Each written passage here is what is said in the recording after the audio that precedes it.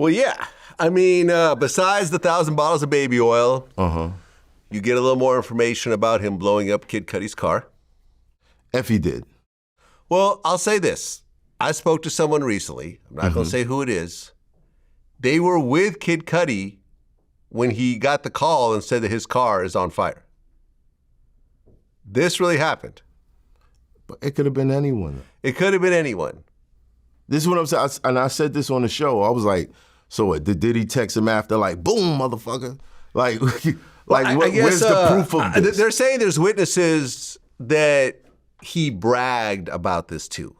Not to say that he did it. That he bragged? Yeah, he was bragging about doing this. Who said that he bragged about it? There's some John Does and Jane Does in the case. Please. I don't believe that shit. I don't believe none of this shit, bro. I'm sorry. So he's innocent, he's gonna get left free.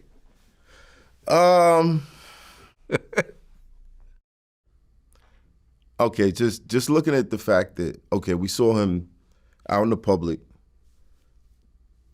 just moving around like a regular person. Yeah.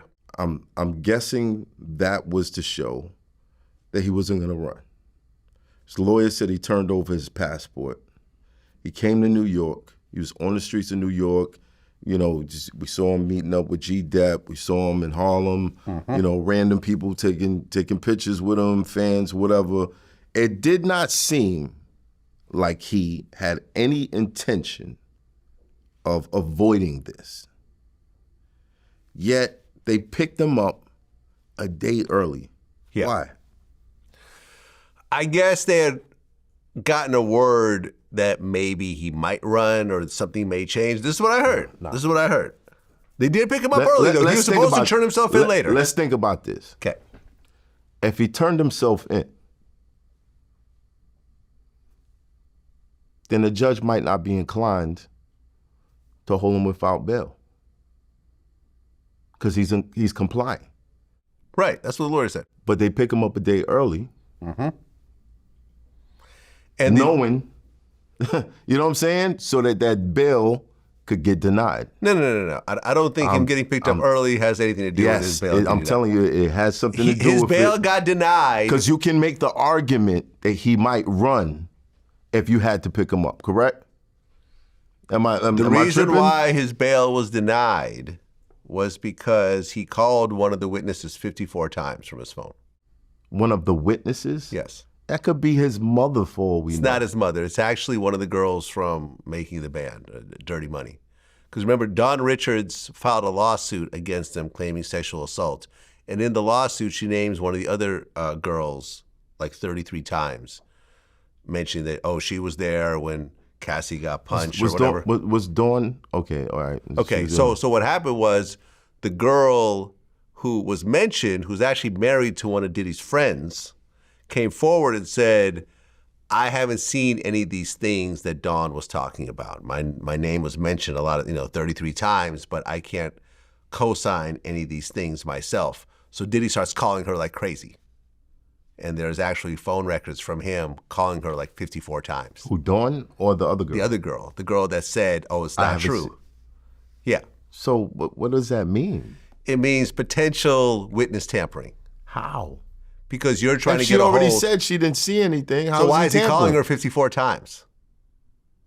This is what happened. 54 times over the span of what? Over like the span a day. Of how long? Like within a day. Yes. Hold on. I'll get the actual. A day? And she didn't call.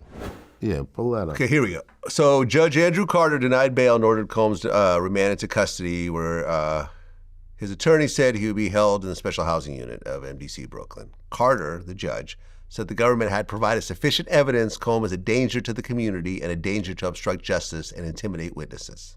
Carter said the defense proposed bail package was insufficient to assure Combs wouldn't obstruct justice or tamper with witnesses. It's about obstructing justice and tampering with witnesses.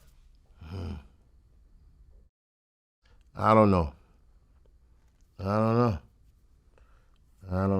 And let me bring up the whole thing.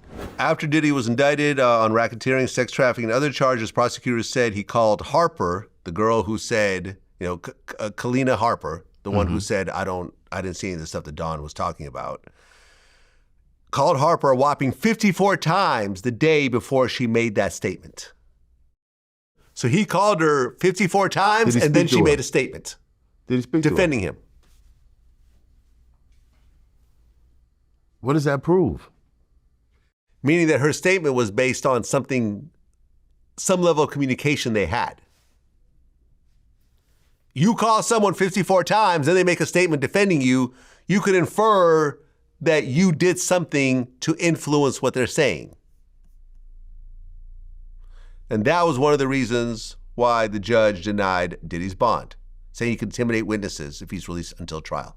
But if she didn't claim that he called and intimidated her, listen, why is that it's not up to you and I. It's up to the judge. Oh, that's ridiculous, though, man. Maybe you're trying to wake somebody up. Yo, wake up. Like, what happens, bro? My girl calls me this shit. If that's, man, damn, like, that's crazy. That's crazy. Yeah, I mean, I try my best not to just, jump into the whole witch hunt.